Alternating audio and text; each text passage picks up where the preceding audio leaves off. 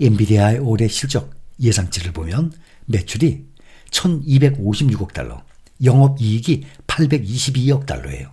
순이익은 686억 달러. 코스피의 상장기업의 2024년 영업이익 예상치가 247조 원입니다. 247조 원 안팎이니까 엔비디아 혼자서 한국의 상장기업 영업이익 절반 가까이를 벌어들이고 있는 셈입니다. 거대 기업 엔비디아는 인공지능 붐을 타고 지속 성장이 가능할 것으로 예상이 됩니다. 그래서 전체 우리나라 시가총액의 2배가 넘어가는 기업이고 엔비디아 혼자 사업을 해서 이익을 내는 규모가 우리나라 전체 기업들이 사업을 해서 이익을 내는 기업의 반이에요. 그런데 이런 기업에 투자를 안 할 수가 있겠습니까? 당연히 현재우리는 이런 기업들에 투자를 하고 있는 것입니다. 2025년에는 영업이익이 1172억 달러로 42% 성장합니다. 1년에 42% 성장. 26년에는 1384억 달러를 올리면서 18% 성장세를 이어갈 것으로 예측하고 있습니다. 도널드 트럼프 전 미국 대통령의 당선도 엔비디아의 큰 호재로 여겨지고 있습니다.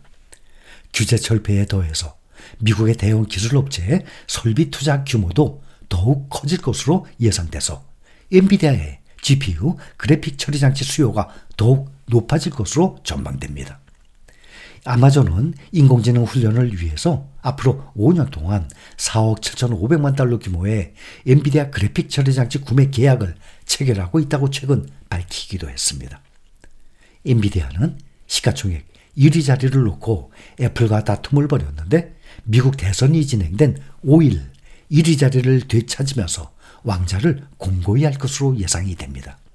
과거에도 제조업의 시대에는 제너럴 일렉트릭이, 개인용 컴퓨터 시대에는 마이크로소프트가 1위 자리를 지켰습니다.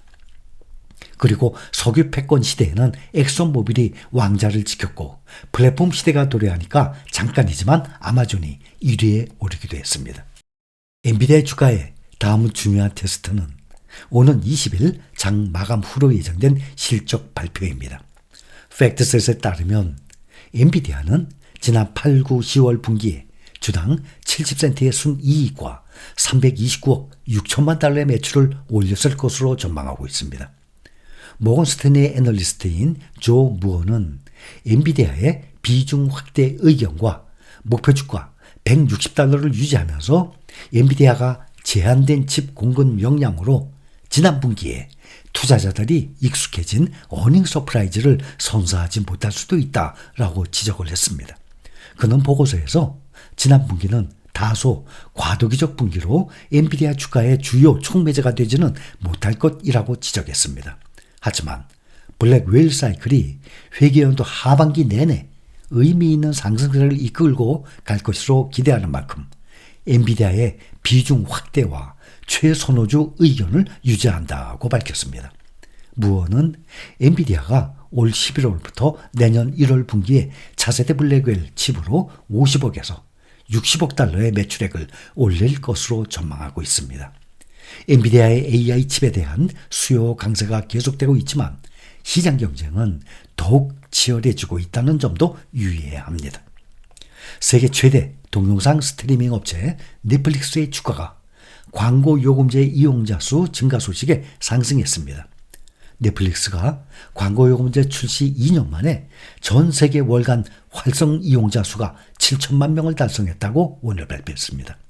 이는 지난 5월 발표한 4천만 명에서 크게 증가한 수치로 넷플릭스의 광고 지원 옵션이 글로벌 시장에서 빠르게 자리 잡고 있음을 보여줍니다. 넷플릭스 주가는 전일 대비 1.75% 상승, 819.5달러까지 오르면서 사상 최고가를 경신했습니다. 주가는 올해 들어서 지금 75%나 상승 중이에요. 매그니피센트 7 종목들 있죠. 그 종목들 중에서 엔비디아 가장 많이 올랐죠. 그 다음이 넷플릭스예요. 그 다음이 메타입니다. 미국 증시의 3대 지수가 과열 경계감에 모두 하락을 했는데도 넷플릭스는 오늘 많이 상승했습니다. 이처럼 매그니피센트 7은 호조를 보였는데 반도체와 인공지능 관련주는 여전히 약세를 보이고 있습니다.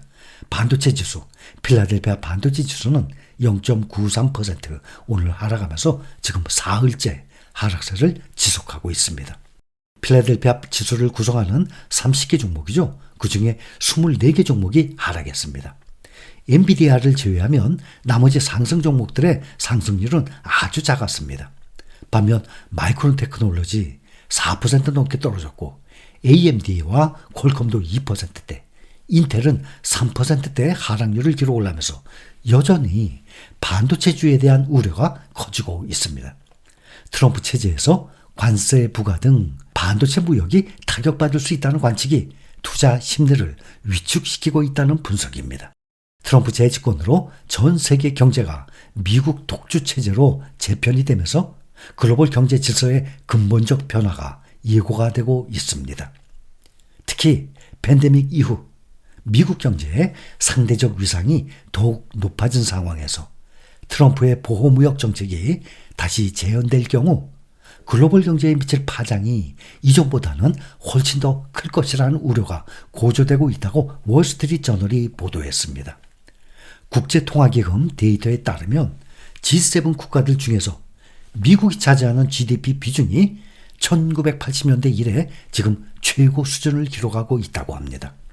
이는 팬데믹 이후 미국의 강력한 경제 회복과 함께 중국의 성장 둔화와 유럽 경제의 침체가 맞물린 결과입니다. G7 국가들 중에서 미국이 차지하는 GDP 비중이 2023년 약 58%를 기록했습니다. 1980년대 이후 가장 높은 수준에 도달했습니다.